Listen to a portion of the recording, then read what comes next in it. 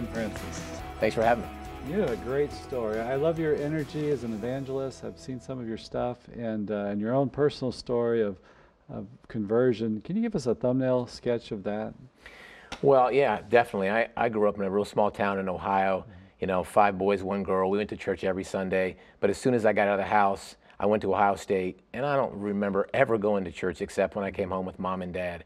You know, my feast days were Ohio State, Michigan football. That's what I lived for, spring break in Daytona Beach. But long story short, my mom, who was a faithful EWTN watcher, Patricia Ann Francis, great prayer warrior, she would send me stuff, and I went down to Texas and I got into a mega church.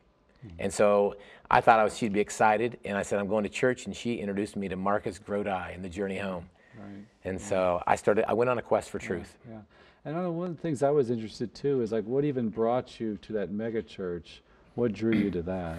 You know, it was just a simple invitation. I wasn't anti-religion at all. My wife had no religious upbringing at all. And so we just walked into it, and it was very welcoming. Right. Yeah. And then at the church, so you started asking some deeper questions. Tell us about that part of the journey. You know, rather than, because I have a sales background, I didn't want to follow things on emotionalism just because it felt good. Yeah. So I wanted to know, how do I know Jesus is even real? How do I know he existed? So long story short, I read a whole bunch of books proving Jesus from history. So I was excited about that. And then when my mom sent me the Journey Home tapes, I heard all these people who were Protestants who became Catholic. So I started to go on a quest for what's the difference between a Protestant and a Catholic. And I started having debates at my house. Right. You invite people to come in and... Well, how it happened is crazy, but Father Mitch Pacwa was at my house. Tim Staples was at my house, and I would have leaders from a Bible church, and I would feed them because I'm kind of a Cliff Note guy. I'm like, these guys are so smart. I want to hear both sides. And that's what I did. And you did a lot of personal reading yourself. What were some of the books that helped you? Well, I read all of the books that most of your listeners are familiar with, the conversion stories from Crossing the Tiber to Rome Sweet Home. But I also read books from non-Catholics in their perspective. And I always wanted to be in the middle there, right? But along this same time period now, I did decide to become Catholic. Like I came back to the church intellectually. But my wife wanted nothing to do with it.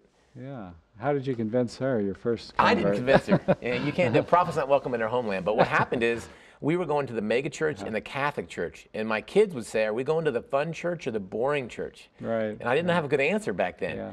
And everything will go back to my mom. She sent me a tape, and it was on miracles. And I didn't go to Catholic school, so I never heard of Padre Pio. I didn't know about stigmata. I didn't know about Eucharistic miracles. And that really opened up this can of worms for me to delve in to find out what these things were all about. And we should say that about your mom, I'm sure, there's always somebody praying for us. That's always like this huge source of grace in all of our stories, right? Always. I always tell people, you know, every time I do a talk, I'm like, if you're in these seats, somebody in your ancestry has been beating up them rosary beads for you, probably a mother or grandmother. Right. So in your story, you see this tape, and it talks about people that have the stigmata. You know, we've got some famous ones like a St. Francis, a Padre Pio, and others. Why did that touch you so much? Because seeing is believing in my generation, right? I couldn't believe it. I'd read all the intellectual stuff about Christ, but to see somebody experience the wounds of Christ, not, you know, I saw a modern person experience this. So I thought, what is this? And I had 2 questions. Is it real? And if it is, what does it mean? Why would God want anybody to suffer? Right. And what was your answer to that about suffering? Oh, so much. But at the end of the day, it was a revelation for me to understand that we are called to participate in Christ's suffering, and that when we suffer, Christ can use it, and He can save souls from hell using that suffering. And that was an amazing thing, because my generation is the one that says, stay away from pain, you know, get away from it, you know, take the pain pills, do whatever you can to keep away from pain. And maybe part of your story too is that your mom's rather sudden death, right? She had a stroke, and that that relates to my own story. My father got sick from cancer, died in his late 40s, and then also for me too, seeing some supernatural things. I know you speak about how that's really strongly impacts our young people today. So talk more about that, that combination of the witness of the supernatural, the miracles that happen, and suffering, you know. in Well, converting first, people. my mom was driving down on a retirement with my dad, and she had a major heart attack while they were driving. And I spent weeks in the hospital, and she was in a coma, and she died, and we never got a chance to talk to her again. And the question becomes, you know, why do bad things happen to good people? And not realizing, like Padre Pio said, he said, when Jesus wants me to know he loves me, he makes me suffer the wounds, the anguish of his passion. You know, Padre Pio bled a pint of blood every day for 50 years. Yeah.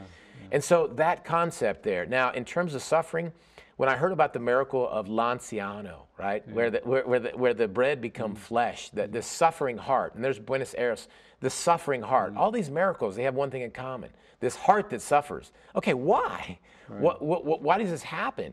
And what I realized through all this reading and research was I had been causing a lot of this suffering because I'm going to Mass. I mean, I'd go to Mass. I hadn't been to confession for 20 years. Right. I've been in a bar fight. I've been drinking my tail off, right? So I've been approaching the altar without an understanding of what's happening at the Holy Mass. Right.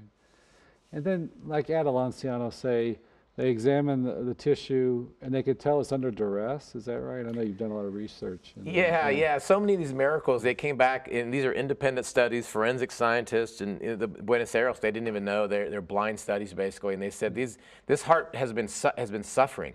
It's been beaten severely, right? And so, this tremendous suffering that has occurred. And of course, it's the bleeding heart. Yeah, they could see its heart muscle. They could see it was under duress. They even have a blood type, I think, right? And Lanciano was AB, correct? Yes. Yeah, so, like the shroud. Yeah. So the host actually turns to heart muscle and flesh of the heart. And St. John Paul the Great said the Eucharist is the heart of the church. Right. It's like, oh, well, the heart, right? Yeah. So yes, very meaningful.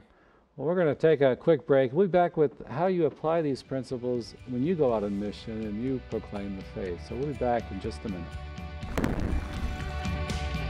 More with Tim Francis after the break.